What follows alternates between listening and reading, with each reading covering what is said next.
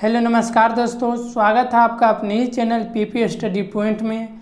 तो आज हम लोग पढ़ने वाले हैं क्लास 9th का हिंदी का जो दोनों बुक है, दोनों बुक का क्वेश्चन को इस वीडियो में सोल्व करेंगे।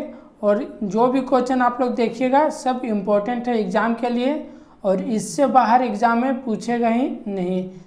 तो चलिए इसी के साथ हम लोग क्वेश्चन को स्टार्ट करते हैं। फर्स्ट नंबर क्वेश्चन में पूछा हुआ है, बालिका मेना ने सेनापति हे को अपने कौन कौन से तर्क देकर महत्व की रक्षा के लिए प्रेरित किया। तो इसका आंसर हम लोग जान लेते हैं। बालिका मेना ने अपने पिता के महत्व की रक्षा के लिए निम्नलिखित तर्क किए। पहला, मेना ने अंग्रेजों के विरुद्ध शस्त्र उठाने वालों को दोषी बताया और कहा कि इसमें मकान का क्या दोष है। सेकेंड में है, मेना ने तर्क दिया कि महल को गिराने से सेनापति की किसी उद्देश्य की पूर्ति ना हो सकेगी। और तीसरा में है, अंत में मेना ने सेनापति हे को अपना परिचय देकर कहा कि उन्हें उनकी पुत्री मेरी की सहेली की रक्षा करनी चाहिए। तो इस प्रकार हम लोग क्वेश्चन नंबर फर्स्ट का आंसर देख लिया, आप लोग स्क्रीनशॉट कर सकते हैं। नेक्स्ट क्वेश्चन देखते हैं सेकेंड नंबर, महादेवी वर्मा उर्दू फारसी क्यों नहीं सीख पाई। तो इसका आंसर हो जाएगा, लेखिका की उर्दू फारसी में बिल्कुल रुचि ना होने के कारण वह उससे सीख नहीं पाई। इसलिए लेखिका को बचपन में उर्दू पढ़ाने के लिए जब मौलवी रखा गया और वह जब घर में आए तो लेखिका चारपाई के नीचे छिप गई। तो कहानी कहने का मतलब यह है कि लेखिका को जब उर्दू पढ़ाने के लिए जब मौलवी आते थे तो वह पढ़ने से इनकार करके यानी कि वह कहीं छिप जाती थी, इसके कारण वह उर्दू फारसी नहीं सीख पाई।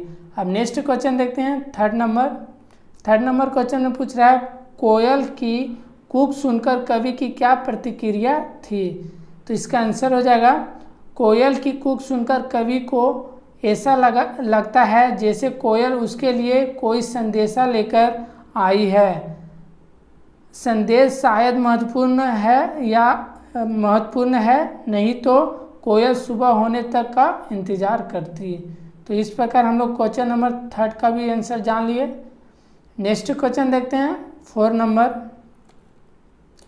बच्चे काम पर जा रहे हैं, कविता के आधार पर कवि क्या बतलाना चाह रहा है। तो इसका आंसर है, प्रस्तुत कविता में बाल मजदूरी तथा बाल श्रम का वर्णन किया गया है।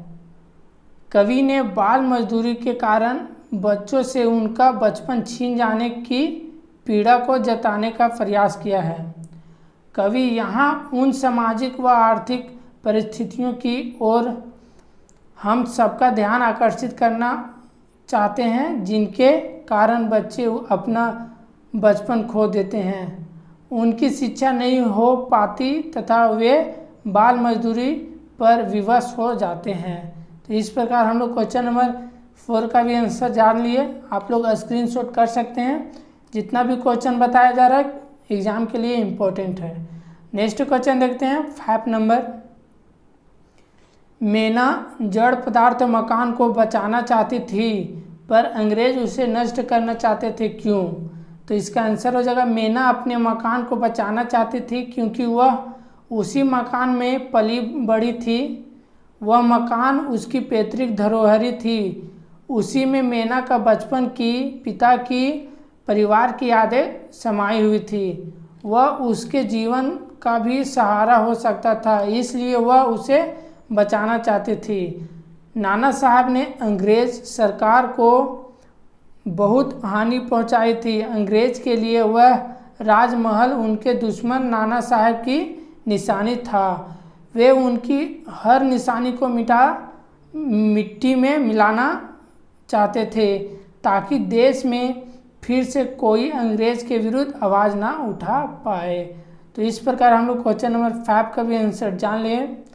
नेक्स्ट क्वेश्चन देखते हैं 6 नंबर, निम्नलिखित प्रश्नों हड्डी शीर्षक एकांकी के द्वारा लेखक में समाज के लिए किन बुराइयों की ओर संकेत किया है। तो इसका आंसर हो जाएगा, रीढ़ की हड्डी एकांकी के माध्यम से लेखक समाज से पुरुषवादी मानसिकता को उखाड़ फेंकना चाहता है। पुरुषवादी मानसिकता के कारण ही हमारा समाज में प्रगति की दिशा में अग्रसर नहीं हो रहा है, साथ ही अन्य देशों की तुलना में पिछड़ता भी जा रहा है। हमारे समाज में महिलाओं की स्थिति अत्यंत दयनीय है। लड़कों और लड़कियों में भेदभाव किया जाता है। लड़कियों को सभी प्रकार के अधिकारों से वंचित रखा जाता है। उन्हें किसी भी प्रकार का निर्णय लेने के लिए स्वतंत्र नहीं दी जाती है। साथ ही विभिन्न प्रकार के नियम उन पर थोपे जाते हैं। इस प्रकार लेखक इस पाठ के माध्यम से समाज में व्याप्त विसंगतियों की ओर ध्यान आकर्षित करना चाहता है। तो इस प्रकार क्वेश्चन नंबर 6 का आंसर भी जान लिए। अब नेक्स्ट क्वेश्चन देखते हैं 7 नंबर। 7 नंबर क्वेश्चन में पूछ रहा है, गरीब आदमी का शमशान नहीं उजाड़ना चाहिए, आशय स्पष्ट करे। तो इसका आंसर हो जाएगा, गरीब आदमी का शमशान नहीं उजड़ना चाहिए। इस कथन का आशय यह है कि गरीबों के रहने का आसरा नहीं छीनना चाहिए। मिट्टी वाली जब एक दिन मजदूरी करके घर पहुंचती थी तो उसके पति की मृत्यु हो चुकी थी। जब उसके सामने विस्थापन से ज़्यादा पति के अंतिम संस्कार की चिंता होती है। बांध के कारण सारे शमशान पानी में डूब चुके होते हैं। उसके लिए घर और शमशान में कोई अंतर नहीं रह जाता है। इसी दुख के आवेश में वह यह वाक्य कहती है। तो इस प्रकार हम लोग क्वेश्चन नंबर 7 का भी आंसर जान लिए। अब नेक्स्ट क्वेश्चन देखते हैं क्वेश्चन नंबर 8। 8 नंबर क्वेश्चन में पूछ रहा है, समाज में महिलाओं को उचित गरिमा दिलाने हेतु आप कौन कौन से प्रयास कर सकते हैं। तो इसका आंसर हो जाएगा, समाज में महिलाओं को उचित गरिमा दिलाने हेतु सबसे पहले उन्हें शिक्षित बनाना जरूरी है। जब तक महिलाएं शिक्षित नहीं होगी वे न तो अपना विकास कर सकती है और न ही देश की प्रगति में अपना सहयोग दे सकती है। किसी भी व्यक्ति के व्यक्तित्व के प्रभावी होने के लिए उसमें आत्मविश्वास का होना बहुत जरूरी है। नारी को पुरुष के समान अधिकार और सम्मान दिलाने के लिए समाज को जागरूक किया जाना चाहिए। महिलाएं किसी मायने में पुरुष से कम नहीं है। महिलाओं को आत्मरक्षा के विभिन्न उपायों एवं कौशल का ज्ञान करना चाहिए, जिससे वह अपनी रक्षा स्वयं करने में समर्थ हो जाएगी।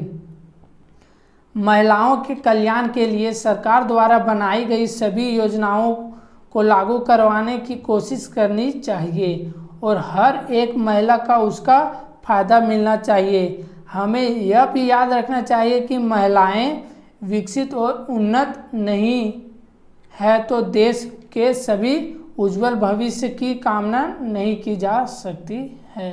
तो इस प्रकार हम लोग क्वेश्चन नंबर 8 का भी आंसर जान लिए। नेक्स्ट क्वेश्चन देखते हैं क्वेश्चन नंबर 9। मेघ आए शीर्षक कविता में प्रकृति के जिन गतिशील क्रियाओं का वर्णन कवि ने किया है उनका उल्लेख करें। तो इसका आंसर हो जाएगा, मेघ के आने पर हवा तेज चलने लगती है।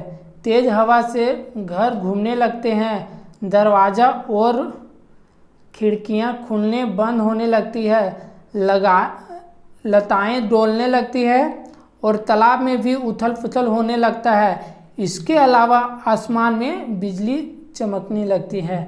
तो इस प्रकार हम लोग क्वेश्चन नंबर 9 का भी आंसर जान लिए। नेक्स्ट क्वेश्चन देखते हैं क्वेश्चन नंबर 10। कवि माखनलाल चतुर्वेदी को कोयल से ईर्ष्या क्यों हो रही है। तो इसका आंसर हो जाएगा, कवि माखनलाल चतुर्वेदी को कोयल से ईर्ष्या का मुख्य कारण कोयल की स्वतंत्रता से है।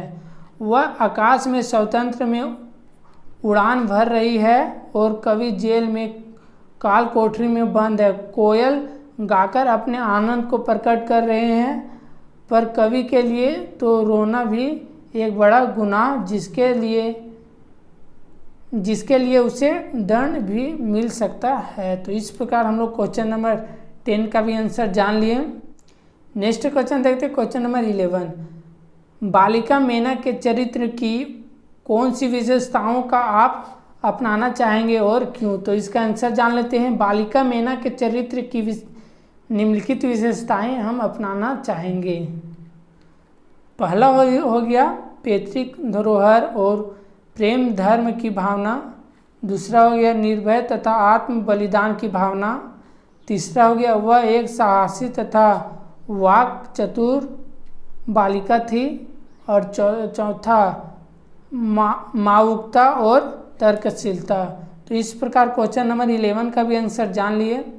तो आप लोग को केवल इस वीडियो में बुक का ही क्वेश्चन बताया जा रहा है। तो अब नेक्स्ट क्वेश्चन देखते हैं, क्वेश्चन नंबर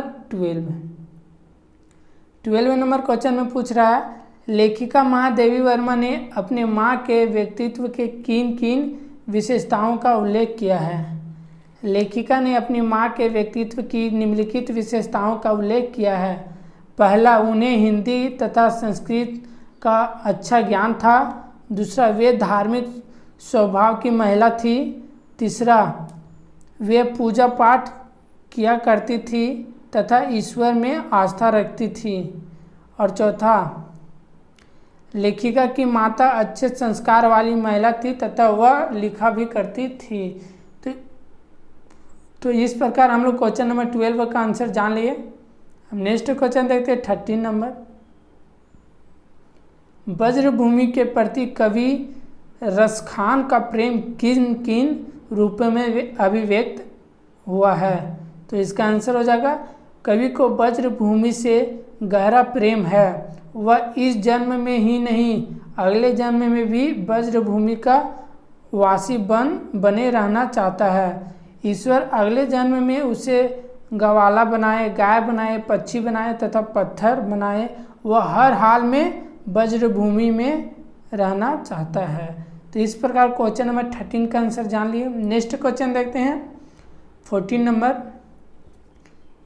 लेखिका महादेवी वर्मा के छात्रावास परिवेश की चर्चा अपने शब्दों में करें। तो इसका आंसर हो जाएगा, लेखिका ने छात्रावास में हिंदू मुस्लिम ईसाई सभी धर्मों की लड़कियां रहती थी। इसमें मराठी, हिंदी, उर्दू, अवधी, बुंदेली आदि अनेक भाषाएं बोलने वाली लड़कियां थी। इस प्रकार से धर्म और भाषा का भेद होते हुए भी उनकी पढ़ाई में कोई कठिनाई नहीं आती थी। सब हिंदी में पढ़ती थी। उन्हें उर्दू भी पढ़ाई जाती थी, परंतु आपस में वे अपने ही भाषा में बातचीत करती थी। सर में परस्पर बहुत प्रेम भाव था। तो इस प्रकार हम लोग क्वेश्चन नंबर 14 का आंसर जान लिए। नेक्स्ट क्वेश्चन देखते हैं 15 नंबर। माटी वाली के पास अपनी अच्छे या बुरे में ज़्यादा सोचने का समय क्यों नहीं था? तो इसका आंसर हो जाएगा, माटी वाली अपने आर्थिक और पारिवारिक उलझनों में उलझी निम्न स्तर का जीवन जीने वाली महिला थी। अपना तथा बूढ़े का पेट पालना ही उसके सामने सबसे बड़ी समस्या थी। सुबह उठकर माटा खाना जाना और दिन भर उस मिट्टी को बेचना, इसी में उसका सारा समय बीत जाता था। अपनी इस दिनचर्या में वह नियमित मानकर चले जा रही थी। ऐसे में माटी वाली के पास अच्छे और बुरे भाग्य के बारे में सोचने का समय नहीं था। तो इस प्रकार 15 नंबर क्वेश्चन जान लिए। नेक्स्ट क्वेश्चन देखते हैं 16 नंबर।